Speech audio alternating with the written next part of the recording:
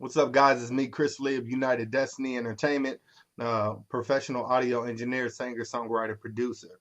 Um, Check this out. What I'm gonna do with this video is show you guys the difference between a mastered and an unmastered track. I have two waves here. This is a track from a good friend of mine who's also my client, Trey Nation. I had the pleasure and the honor of actually being a part of his album. He contacted me and pretty much wanted me to do my work and what I do best for this album coming out in November. So be on the lookout for that. But pretty much, I'm gonna just explain how the process works. There's audio engineers and there's mastering engineers. Two totally different people. Kind of do the same thing, but they're just different. Um, I'm an audio engineer. I record artists. I mix. Pan. I cut. Do edits. Whatever I need to do. Add echoes, EQs, compressors, balance the vocals, make the track sound good. The next phase is to send it off to a mastering engineer so he can take the product that what you got with some headroom and basically add more EQs and compressors and balancing and enhancements and stuff to the track that you already did, making it ready for radio play or duplications or whatever that may be. Okay, so since I'm not a mastering engineer, I do have an ear for music and I can master. I just don't have the gear for it. So in order for certain artists to get their tracks mastered or record labels, they have to have the budget to send this stuff to mastering engineers to be able to get mastered. So what I did was actually mastered this track inside of Pro Tools. You can do it inside of any DAW. I'm going to show you in the next video how to master tracks inside of the DAW as best you can to get the levels right, because it is possible. It might not turn out as best as having it professionally mastered by a mastering engineer who that's what he does 24/7. But I have an ear for music. I'm a professional audio engineer. It's what I do. So with that being said, I'm going to just go ahead and play the master version and the unmastered version and let y'all be able to hear the difference. On the top track, this is the actual master version. On the second track, it's the unmastered version. You can already tell by the waveforms how thick they are that the master version is a lot thicker than the unmastered version. And you're very well going to be able to hear the quality difference. So check it out.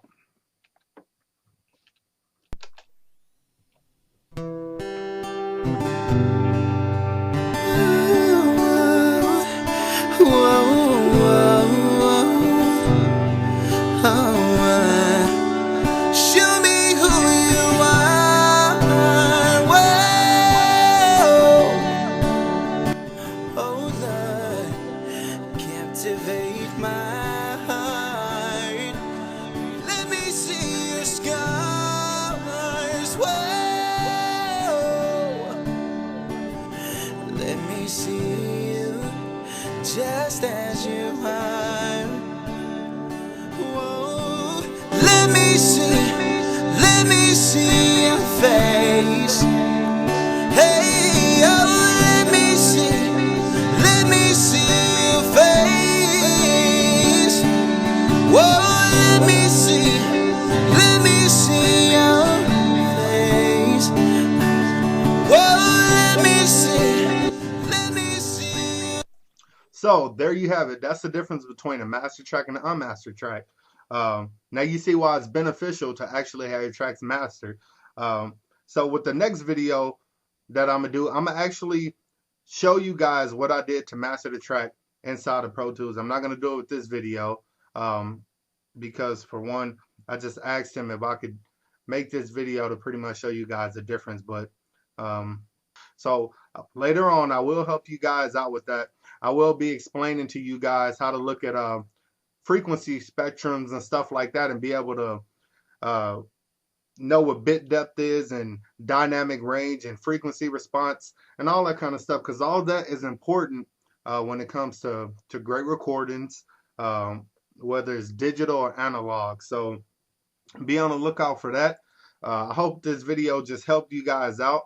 I'm gonna also be doing a video showing you guys another the difference between different like file versions or whatever, as far as like waves and FLAC versions and OGG4bis and MP3s, and why you shouldn't use MP3s. I'm gonna give you that advice now. Don't ever use MP3s unless you're trying to give somebody like a reference track of your music. But other than that, MP3s have very horrible frequency response. They probably won't get nowhere past 10,000 kilohertz.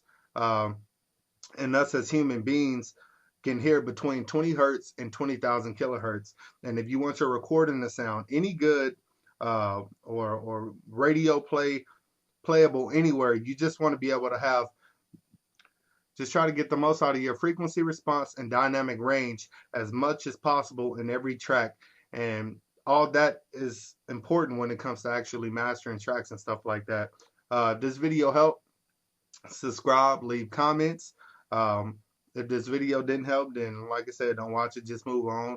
Go watch something else. But yeah, be on the lookout for Trey Nation's album coming out in November. I think it's the 21st, 24th, or 27th. One of those days, I'm not sure.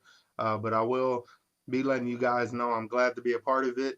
And I will be posting some links later so you can check out his music. Thanks for your time.